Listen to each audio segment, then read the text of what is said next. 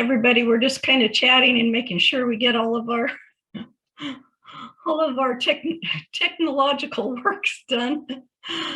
So let's begin. So hello, my pride and joy. Thank you for being with us today on Alive to Roar. We have a very special guest today, Eric Hollenbeck.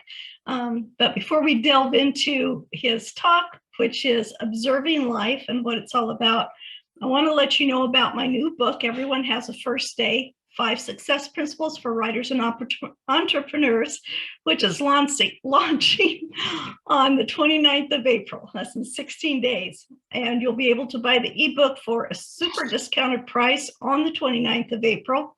And the paperback will be available on the 1st. And you can go to Amazon.com for it or go to my website, www.lskirkpatrick.com. It's about guiding you to reach your vision of success with a proven formula based on research, your own personal recipe for your success in a system that you can blueprint for repeated use.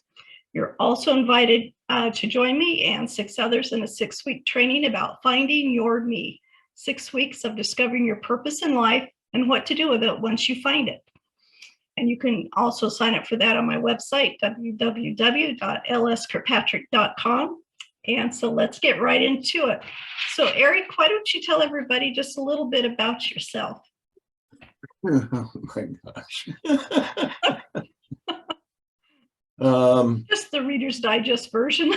I am, let's say 70 plus. I ain't going to tell you how many plus. That's okay. 70 plus. And I have been raised in Eureka, California. Went to school at Eureka Junior High and Eureka High School. And that's my absolute complete education right there in a nutshell.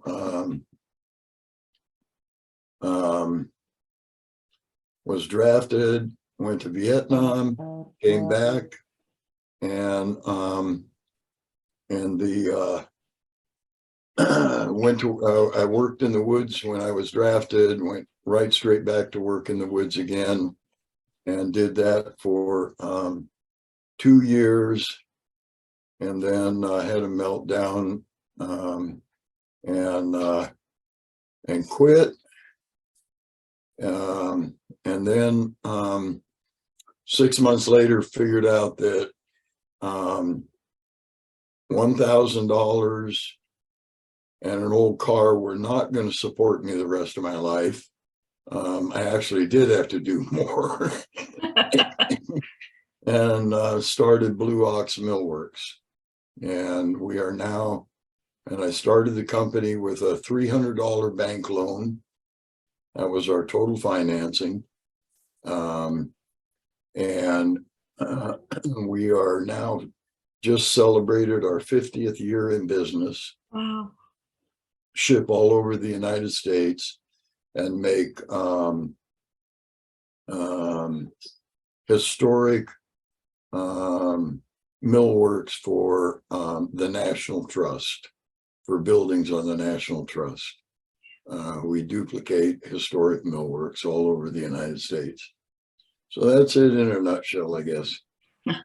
So I have 4 quotes by you that I'm going to say in a minute, but I'm going to give you my quote that I gathered from watching your program. And for those who may not be familiar with who Eric Hollenbeck is, he is the star of the show, The Craftsman, where he shows you how they're making these restoration projects and what goes into them. But he gives you such amazing life lessons along the way. He says that was the extent of his education. That might have been the extent of his public education, but he has had a lifetime of education in life itself. That's why I've called this episode Observing Life, which actually came from your words when we spoke, because he does observe life, and that's a lesson we all need to do. So my quote for you, Eric, is, make your work of such high quality that others show it off like a treasure or trophy. And 4 quotes that Eric has said. Let me start with this. This is the coffee cup I was looking for. A little coffee, a little creamer, sugar. For those who watch his show, you'll understand that. For those who don't, Eric is always setting his coffee cup down and he has to find it. So the 4 quotes I'd like to say is: 1, our history is right in front of our face pretty much all of the time. 2, that's an important piece to get back to, preserving what we have and preserving tradition. 3, a kite doesn't fly very far without someone holding on to the string, and our traditions are the string. And 4, we are coming into the modern age, but we're pulling along the past right along with us. The traditional tooling we are using helps keep us centered. And I love that, keeping centered. So Eric, why don't you tell us a little bit about military, but more your military career, but more about afterwards, what you've done with that for other veterans.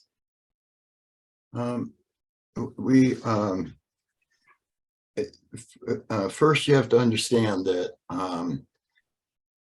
in 1969, when I came home, we didn't know anything about shell shock and PTSD. We didn't know nothing about it. Yeah. And I'm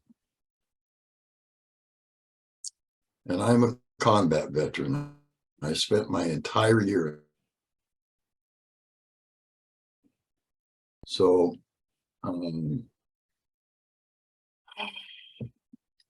for those veterans out there, I want you to know that prolonged, I have found this out here recently. Recently, in the last 10 years, recent is a when you get older, recent kind of goes back a little ways. The prolonged exposure to extremely stressful situations physically changes the brain. They can measure it with a tape measure, for God's sakes. Don't tell me it's psychological. Don't even go there. When you can measure the difference with a tape measure, that's physical. So we're all carrying this change and trying to do the best with it that we can. We created in 2014, we created an exact replica of the hearse that carried Abraham Lincoln in 1865, an exact replica. I mean, it's 4 months out of the year on display in the Lincoln Museum in Springfield, Illinois, for goodness sakes. It is an exact replica. And we did that. It took us a year. We did it with 24 combat veterans from all wars. In fact, there was only one other Vietnam veteran. He and I were the old guys. Oh my goodness. That happens to us all. We did it. And they sent all of us, all the veterans with our families, back to Springfield at the end, because we did it for free. The veterans got paid, but we did it for free, Viviana and I, my wife and I. And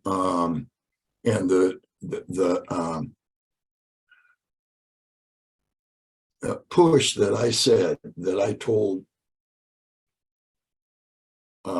the Staub family in Springfield, the Staub family put the money up for the materials, was that we'll do this, but at the end, you got to send these veterans back so that they can see their handiwork. And there was 150,000 people showed up for the 150th reenactment of Lincoln's funeral, two-day reenactment. And those 24 guys and gals got the applause and the accolades from 150,000 people. And that was the greatest healing could have happened to these men and women. That was it. That was the pinnacle. They've all gone on to reincorporate and do wonderful things. It changed their lives. It totally changed their lives. So it was worth it to Viv and I. I was not a good student.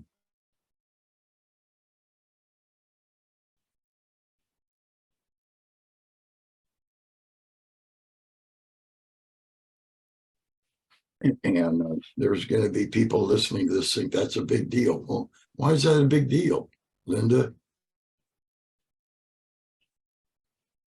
To be honest, she knows how to read. She reads everything to me.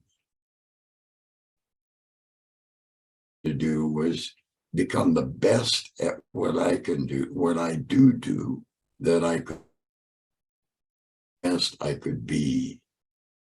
And I did that.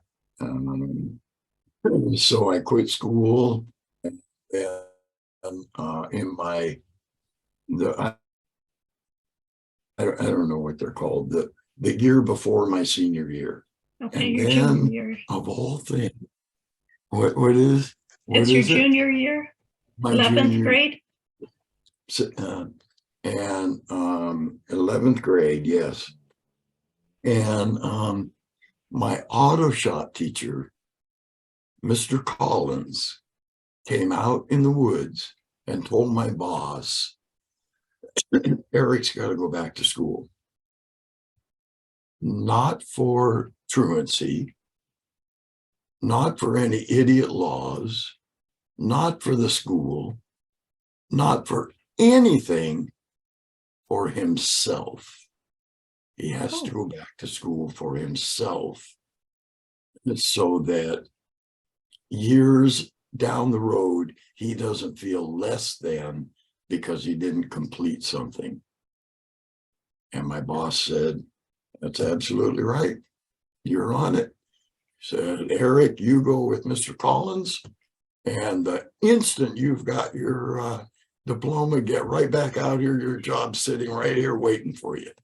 Awesome. And you see, that's what mentors are. Life. And we never know when we're a mentor or when we're not, ever. You're a mentor. You said something about your book that you wrote. Shoot, I'm going to have to paraphrase it. You said, your way. Yeah. And that's what I try to. We have a school for dropouts. Mm-hmm. We've had it for 21 years now. And that's what I try to tell them. You got to find your way. And I've said this many times on the television show. This is not the way to do it, what I'm doing with a capital T. This is the Eric way. And there's three ways that I know of: the right way, the wrong way, and the Eric way. And I got to tell you, the Eric way weaves in and out of these other two pretty hard and heavy, but I get the job done. Yeah. So it's the Eric way. It's just my way, that's all. And every one of us has to find our way. Yeah. Don't you think? Oh, absolutely. You know what, you bringing that up reminds me of the 6-week training, finding your me. You know, everybody has purpose in life. You know, we all have something whether we figured it out or not, that we want to do. But you have to figure out, okay, this is you. There may be 20 other people. You know, for me, I'm an encourager. There may be 20 other people that are encouraging other people, but I do it my way. And the one thing I have in a lot of my speaking, and I've said it on this before, and it's in my books, is you have great value inside of you. You are worthy and you are enough. Now, a lot of people don't believe that. I didn't believe it for many years. So here's why. Because there has never been anyone like you. There will never be anyone like you, because you are the only one who has had to go through your life making the choices that you've made, making the decisions you've made, having to deal with the decisions and choices other people have made that have affected your life, and taking action or reacting to that. So nobody else can come at anything the way you can. That makes you so valuable, because how you think is going to bring value to other people's lives. And people talk about, you know, a bowl of water you take out of the bowl and put in other people's bowl, and your bowl of water runs out. That doesn't work with value. You always have value in you. In fact, the more you give away, the more you get back. So people really need to know that doing it their way is okay. You know, find a mentor, like you said, someone who really will encourage you and help you grow. And remember, failures are not bad. Failures are a way of learning what didn't work and what you need to do to make it work. And you just keep going and celebrate it. Celebrate every little victory you get. One of my favorite quotes in the world is Thomas Edison. And he had been at the light bulb for, let's say, a year. It doesn't matter, a long time.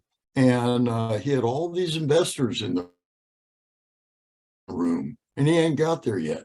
And he goes up to the podium and says, I got wonderful news, wonderful news. We now know 875 ways it won't work. Boy, are we honing in on this. I love that. There is no failure. You know, the word failure should be translated to something different that says, that was the wrong way, I'm going to try a new way. Yes. That's what the word failure should be. Absolutely. Not, with no stigma at all. For gosh sakes, I'm completely self-taught. I taught myself how to do all of this.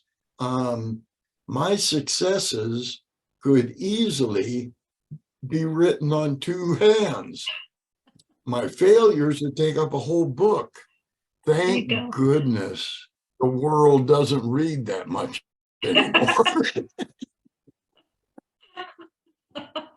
But there's good lessons in those failures, that's for sure. Oh, that's wonderful. Well, you did have an episode. You were talking about kids that I'm going to put that don't fit the public school system way of learning. And it was great to see them create something. And you said something. Once they've created this, they've done it themselves. They've got it for the rest of their lives. And, you know, a lot of things used to be done by apprenticeships. And I think there's so much value in doing an apprenticeship. You know, you have the work, you have the learning, but you really learn when you get out there and do it yourself, don't you think? We had I'll tell you a story. I do best with stories. Stories are great. So I had to make this wagon wheel for a cannon. And a wooden wagon wheel is made up of a hub, spokes, and a round rim of wood. Well, that round rim ain't a solid piece. You don't cut that out of a solid piece. They're little pieces that fit into the spokes going around. They're called felloes. Oh. And we had you know, we're open for tours here. And we had a college tour come down. And it just synchronized. It happened to hit when I was doing this. So we had all these 25 college students, whatever. And I roll this wheel out and it's wobbling all around. These fellows ain't connected to each other. So you can imagine this wheel's wobbling all around. And I had dug a hole in the back here by the burner, by our big burn pit. And I dug a hole to lay the hub down in the hole. And I got all the fellows coming around this way, straight as I could. And then we built a big fire and we heated up a steel tire. That's the ring that goes around the wheel. And we heated it up. And then we said, okay, it's time. And I got 4 of those students to come with big long tongs and reach into the fire at the 4 sides. And we picked that steel tire up, went over to the wheel. I had 4 other students around the outside with hoses going ready to go. We dropped that steel tire onto the wheel, and then they squirted it and cooled it down, and the tire went and shrunk down to 100-mile-an-hour wheel. I mean, it is amazing to watch. Thermodynamics is amazing to watch. That steel tire just sucked that whole thing up. I'll tell you one, just between you and me, I got one of the fellows off a 1/16 of an inch. It wasn't perfect. It was over to the side a 1/16. And I thought, it's no problem. When everybody leaves, I'll put it on the anvil and I'll knock that fellow back into place, that wooden fellow back into place. Not in this lifetime, you're not going to do it. Not with a 100-pound sledge, you're not going to do it. That's how tight it sucked this thing down. Wow. Well, in that story, there happened to be one guy who was a separate tourist. He just came down. It happened that he was watching all this, happened that he was at the right time. And the students all oohed and awed, and everybody, it was all great, and everybody left. And he stayed there. And he came over to me, he said, Eric, I'm from Washington, D.C., and I teach teachers. That's what I do. I go all over the country teaching teachers. And he said, I got to tell you, what you just did with those 8 kids, 4 of them with tongs and 4 of them with hoses, will never, ever, ever forget that one lesson in thermodynamics, because when you incorporate the hands, synapses fires in the brain that never let go, ever. The rest of their lives, that never lets go. And he said all of the lectures and all of the homework and all of the TV and all of the talking, that synopsis doesn't fire. He said, but with them, that synopsis fired, and they will never forget that. So that's what, I'm just backing up what you just said, that that young people do things, you know, they don't got to do it perfectly. Ain't nobody said that. They got to do things. I keep saying on the craftsmen, do the best you can do to the young craftsmen of our country now. Do the best you can do today, knowing that tomorrow you're going to do better. You got to go into it with that mindset. You have to know tomorrow will be better. You're a writer. Think of the first things that you wrote And Oh, you yeah. look back on them today and you go, Yeah. see the eye roll. It's but it was the best you could do at that moment. Right. And that's all any of us can ask ourselves. Yeah. Do the best I can do right now, knowing I'm going to be better tomorrow, and don't beat yourself up for it. That's just the name of the game, period. Yeah. That's I love true that. science, because science is ever evolving. That allowing yourself to evolve, that's true science. Yeah. Now you are up there with the Nobel laureates. You know, whether you get a prize or not, it makes no difference in the world. Now you're with the Nobel laureates. And I happen to have a friend who's a Nobel laureate, and he and I talk hours and hours at a time. So I know that even a dumb kid who didn't get out of high school barely can carry on a meaningful conversation because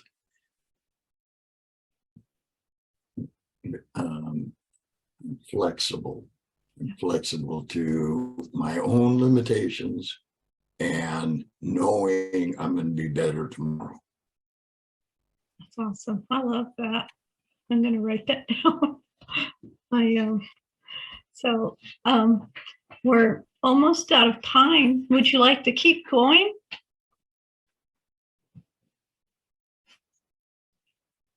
If you are. Okay. All right. So what do you like most about working with the wood? Doing what you do?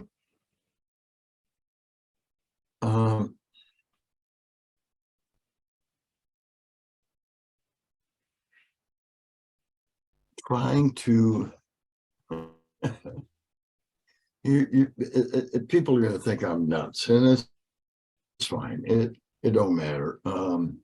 Trying to find out the story of the wood. What do you want to be? We're gonna start a 1 hour next week, a 1 hour long special on Magnolia Channel, going to be played on um,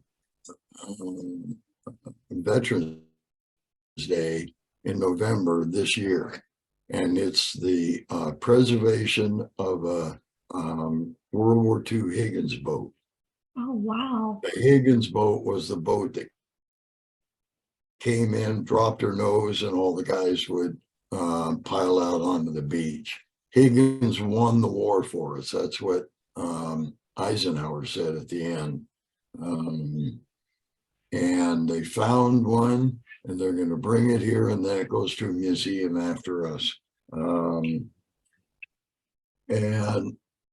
you know, I'm going to talk to that boat. And people are going to think, well, he's crazy as a loon. But think about it now. When that tree was standing, or those trees, were they alive? Oh, yeah. That's a question. Were they alive? Yes. In your book, they were alive. So they had a spirit. Yeah. Just because we cut the tree down and cut it into boards, nothing changed. There are still atoms in those boards that still have protons and neutrons and still have electrons wiggling around them. That none of that changed. Nothing. Zero changed for those boards. Well, why aren't those boards still have a spirit? To me, they do. And to me, I'm going to talk to that spirit. And that's important to me. If yeah, I'll leave it there. Well, I have to agree with you. My dad's brother was back in Nebraska, and after he retired from teaching, he became a woodworker. And he would always ask the wood, what do you want to be? Do you want to be a lamp? Do you want to be a bowl? Do you want to be something else? And it seems like the strangest thing, but what he had when he was finished with his project was amazing. They were so beautiful and everybody wanted them. I mean, he couldn't keep any because everybody wanted what he had. And I think it's paying respect to what you're working for. And, you know, maybe people are going to think I'm a little off there too, but it makes a difference. It's like trying to force things to fit into something that doesn't work. It's just not going to happen. You got to let it go. That's like trying to get me into English class. No, or reading of historic masters. Put it on books on tape. Yeah. I'll listen to it. There you go, the audiobooks. Those are a big item because that's true. That's true. So what would you say to, and I know you've probably said this to young people already, but what would you say to somebody who's trying to figure out who they are, what they're doing? They don't really fit in anywhere. And, you know, they're tired of being different than everybody else.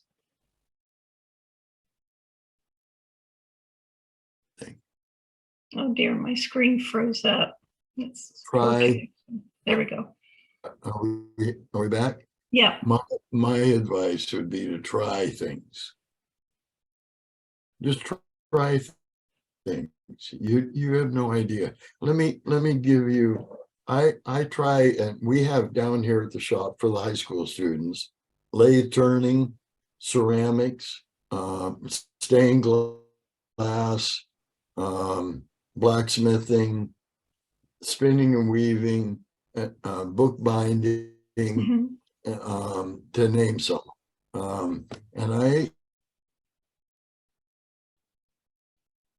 then find one that you like. Okay, so let's carry that a step farther for a minute, Linda.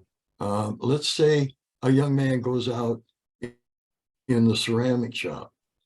We take them up in the woods and they dig their own clay and then come back and make ceramics and glaze them and do that stuff. Okay.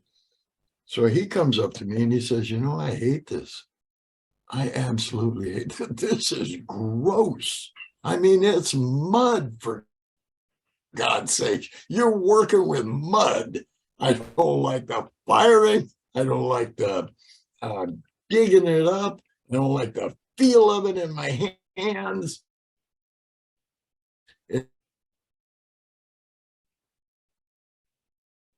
This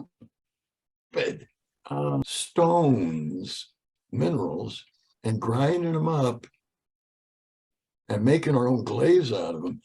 Now that I really liked.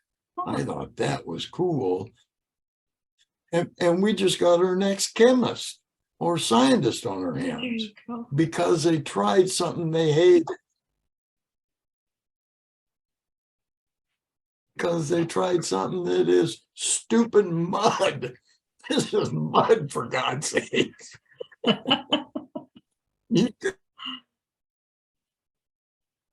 Mud. That's funny. But life has got so many variants. Maybe the writing of your book you had to work at, but the layout, now wait a minute, the layout's what blew your hair back, and that came natural to you, and there's the door opening. Yeah. If we try different things, life shows us the doors. Yeah. I believe. I think so too. I really do. So I wanted to give a couple of more quotes that I wrote down from your shows. One was, have fun in your work, hide treasures in it for someone to discover it, perhaps even years later. This unites the past and present. And I love it that when you're making something, you either, when you're taking it apart to repair it, you find something that's in there, a newspaper clipping or something, or when you've got something new you've made and you've put, like that one time you put your button inside there for someone to find. And I love that. You know, I've worked with old stuff for a lot of years, you know, building houses, whatever, and you take something off. And for example, this 1912 house we were taking out the floors. There was carpet, it was smelly. It was just like, I'm taking it out. So I took it out. There were 12 layers of different types of linoleum. We get down to the first layer and it's this red and black. It looked like something from a saloon. It's just crazy. We take that layer off. There's this black gunk under it. So we get it wet, we scrape it all off. And here's this beautiful wood, just beautiful floor. All I did was sand it and seal it. Another part of the wall we took off. And here's newspapers from like the 40s. You know, it's just finding stuff like that. But then when you see somebody wrote, and I noticed this on my piano, I'd taken a piano apart and reused the parts for it on the piano. Someone had signed their name that this was their part of the wood that they put in that piano. And I thought that was just so beautiful. It did. It's like it connected you with that person, because he was putting it together and I was taking it apart piece by piece. And that was just a special moment. And I love that you do that. There's a set of books called the Odell woodworking books. They were printed late 1800s. And one of the quotes at the beginning of the Odell is, "May we revel in the repair of these buildings because our forefathers' hands touched them." Yeah. I love that. Yeah. I love that. I do too. Yeah. I watch, not to take away from your program, The Craftsman on Magnolia Network, but I also watch Barnwood Builders, and they talk about how the wood is made with axes. You know, they didn't have all these machines and everything we have now. They took the tree down, they used an axe or whatever the tool is called to make the square piece of lumber. When I went back east, doing my family's genealogy to write the book up for them, because I've had it's almost 40 years of genealogy research now. In the Thomas Clark House where the Battle of Princeton was fought, which was the change of the war, you go down in there and you can see exactly where each mark was made by the axe to get those timbers to build that house. And it does connect you. It does connect you. It's just, you know, this would have been my fifth great uncle that did that. And it was kind of unique. Some people might say spiritual. I just think it's just a feeling of connecting. One thing the connecting. Yeah. That's exactly what it is. And you know, we're going headlong into the future. And the one thing about progress is it's always progressing. And that's wonderful. That's its nature. But I think we have to bring along who we are with us, who we are as human beings. And that goes all the way back through all of it. Yeah. 3.5 million years, who we Yeah. are as human beings. And, okay. Absolutely. I wanted to be sure and ask you to talk a little bit. You did a little piece on preserving jerky and talking to people about that. And I know with COVID, a lot of people were scared. And I think because they didn't know how to, I don't know if take care of themselves is the right word, but they didn't know where the food was going to come from. They didn't know what was going to happen next. And I think we've lost a lot of how to prepare for ourselves. I wish I did not write it down. I wish I would have. You said something about teaching young people about making the jerky and how it prepares them. Do you kind of know what I'm talking about? Yeah, of course I do. Awesome. And this is a very, very, very touchy subject.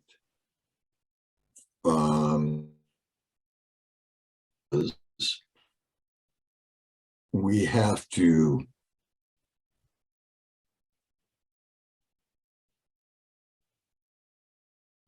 and preach is the wrong word, and give a feeling of independence. So the minute you know how to make jerky, dried meat, and it could be fish, it could be anything. The minute you know how to dry meat, you can store it. You can store it indefinitely. The minute it's down, the instant it's below 11% moisture content, the microbes can't live. It's a desert to them. They can't live in it. No microbes, no rot. So, and that, I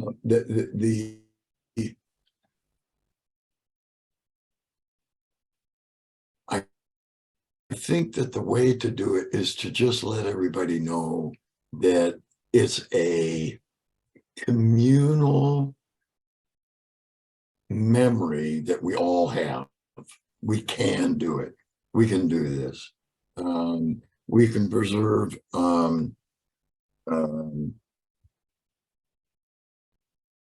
We can do fruits and vegetables. Yeah. Fruits and vegetables. You can preserve them with forcing the air out of a container through boiling through a water bath or pressure cooker, and letting the seal suck up tight. What you've done is created a vacuum. The instant you got a vacuum, there's no microbes. Microbes are a living thing, like you and me. They got to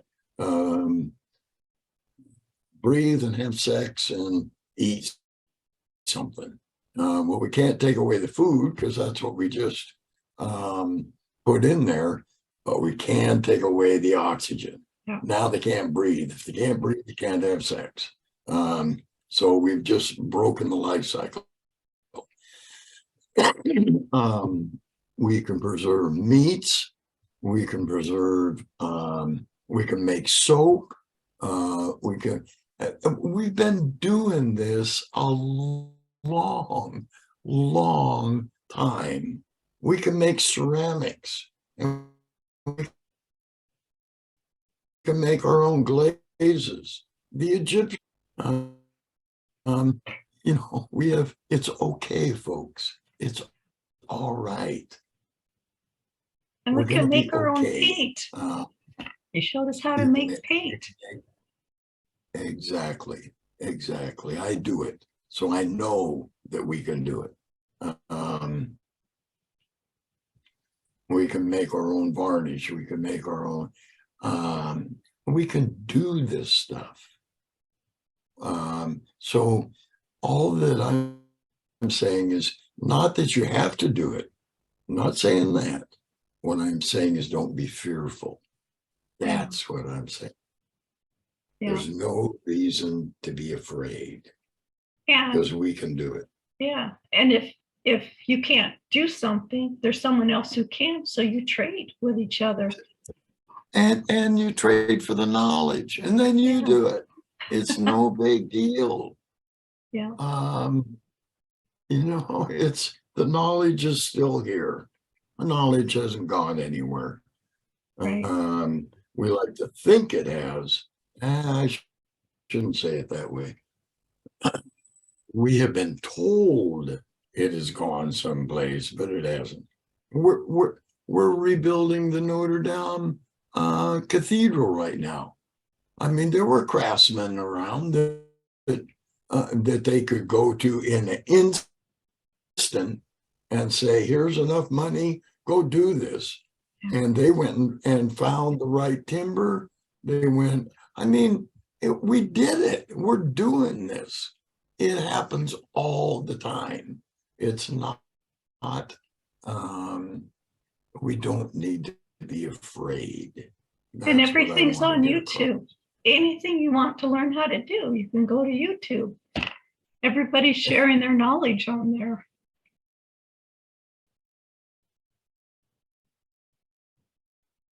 People are going to share their knowledge mouth to mouth Yeah. just as easily. Yeah. It's there. We have it. It's not gone. We have it as our collective memory. Let me tell you another quick story. So my brother told me this story because he reads all the time. And so there was this king on a place called Iceland, a Viking king. And his son came of age, 16, 17, whatever. And he gave his son 3 ships and crews and said, here, go have an adventure. So the son did, and became the first known European to set foot on this continent. Oh, wow. That was up in Nova Scotia. Yeah. And the natives were so hostile that they had this huge battle to establish a beachhead. Well, in this battle, the son got wounded. So and the son, by the way, was leaving. Army I'm guys, sorry, it just cut out again. The son, was that Leif Erikson? uh, Okay, we're gonna have to give it just a minute. I'm on my phone. That's all we've got here. Okay, there you are. There you are. Okay, the son was named. They're gonna die. I'm sorry. That's the trouble with live shows. Sometimes it gets busy, I guess. Are we here again? I think so. They're afraid he's going to die on foreign soil. And they don't want to do that. They don't want to get all of the able-bodied men and load them in a boat with send them back to Iceland. So that he's going to die, he dies back there. He didn't die. But they left behind the old men and all these animals. Well, fight natives every day. And after say, oh, this is stupid. We don't like this. This is, yeah, we don't like this. So they made a boat, they made sails, they made rope, all of the things you have to do to have a ship water themselves back up and the animals and all. That's called they had the collective knowledge to do this and create back to Iceland, and they indeed made it. So the point being, I think we still have that collective knowledge. Yeah. And don't be afraid, people. We're okay. No matter what happens, we're okay. I love that. I'm sorry, my audience, that it kept cutting out. I don't know if there's just a lot of usage on the cell towers or not right now, but we got the most important parts, I think, out of it. Well, Eric, means this connection is getting so bad, I'm afraid I'm going to have to end this. Thank you so much for being here today. I really appreciate you taking the time to talk to our audience and talk to each of us from your heart. And that's what this show's about, is talking from the heart and adding value into each other. Great. Okay. Thank you. You'll send me a link. Yeah, I sure will. And we'll put the replay on YouTube, and we'll see you next time on Alive to Roar.